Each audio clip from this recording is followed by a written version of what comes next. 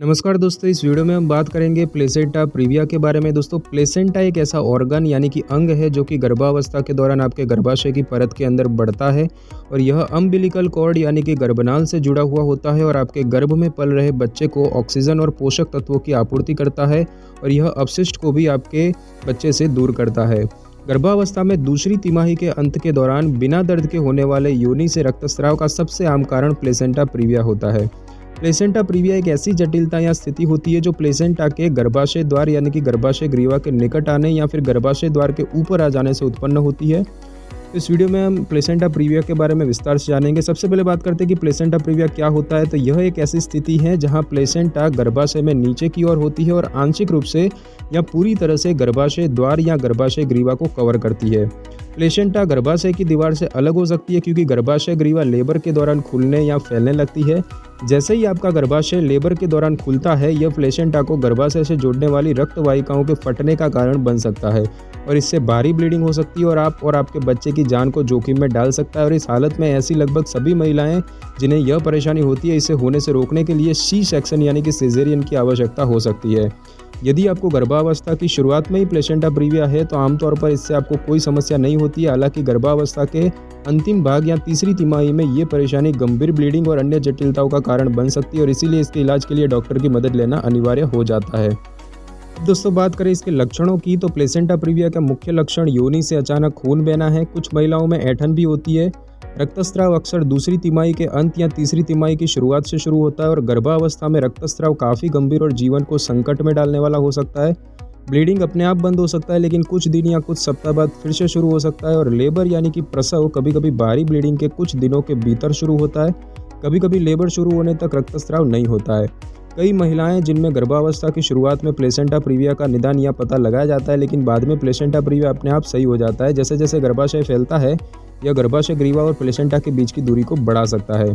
Placenta जितना अधिक गर्भाशय को कवर करता है और गर्भावस्था के अंतिम समय में भी यह गर्भाशय ग्रीवा के ऊपर रहता है तो इसके अपने आप ठीक होने की संभावना उतनी ही कम होती है।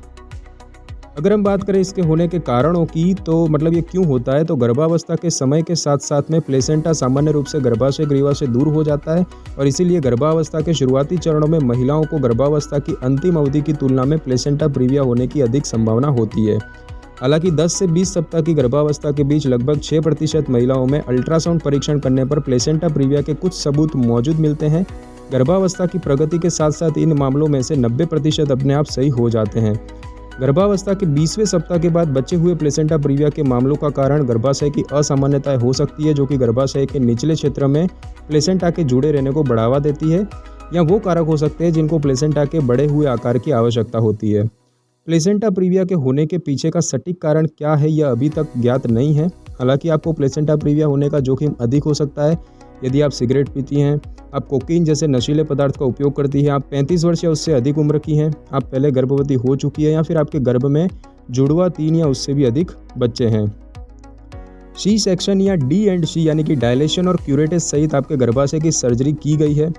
D&C तब होता है जब डॉक्टर किसी महिला के गर्भाशय की परत से ऊतक को हटाते हैं। गर्भपात यानी कि मिसकैरेज के बाद कुछ महिलाओं का D&C किया जाता है। अमेरिका में रहने वाली महिलाओं पर किए गए शोध के अनुसार वहां पर प्लेसेंटा प्रीविया गर्भावस्था के 20वें सप्ताह के बाद वाली हर 1000 गर्भवती महिलाओं में से लगभग 4 महिलाओं में पाया जाता है।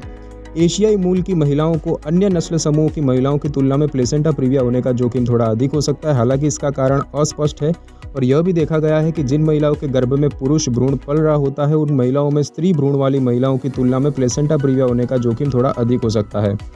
मां बनने की उम्र के बढ़ने और पिछले प्रसव की संख्या अधिक होने के साथ साथ प्लेसेंटा प्रीविया होने का जोखिम भी बढ़ता जाता है और जिन महिलाओं को पहले गर्भावस्था में प्लेसेंटा प्रीविया हुआ है उनको बाद की गर्भावस्था में भी प्लेसेंटा प्रीविया होने का खतरा अधिक होता है।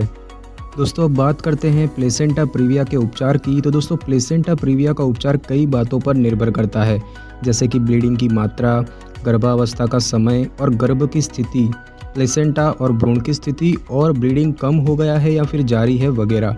तो यदि आपको प्लेसेंटा प्रीविया के परिणाम स्वरूप खून बह रहा है तो आपको अस्पताल में बारीकी से निगरानी की ज़रूरत है और यदि परीक्षण से यह दिखाता है कि आप और आपका बच्चा ठीक है तो आपके डॉक्टर आपको जितनी देर तक हो सके गर्भवती रखने की कोशिश करने के लिए उपचार दे सकते हैं।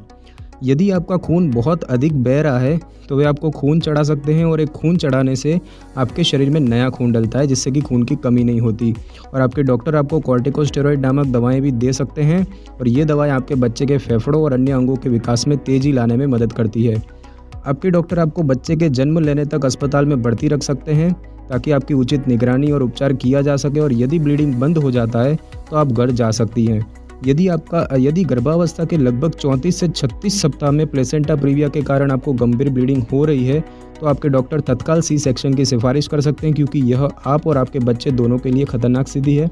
और 36 से 37 सप्ताह में आपके डॉक्टर आपके बच्चे के चारों ओर एमनियोटिक तरल पदार्थ का परीक्षण करने के लिए एक एमनियोसेंटेसिस नामक परीक्षण का सुझाव दे सकते हैं, ताकि वे देख सके कि आपके बच्चे के फेफड़े पूरी तरह से विकसित हुए हैं या नहीं। और यदि वे पूरी तरह विकसित हैं तो डॉक्टर भविष्य में ब्लीडिंग के जोखिमों से बचने के लिए तत्काल सी सेक्शन की सिफारिश कर सकते हैं। और गर्भावस्था के किसी भी चरण में यदि आपको खतरनाक रूप से अत्यधिक ब्लीडिंग होता है, तो यदि आपको और आपके बच्चे को समस्याएं आ रही हैं तो सी सेक्शन की आवश्यकता हो सकती है।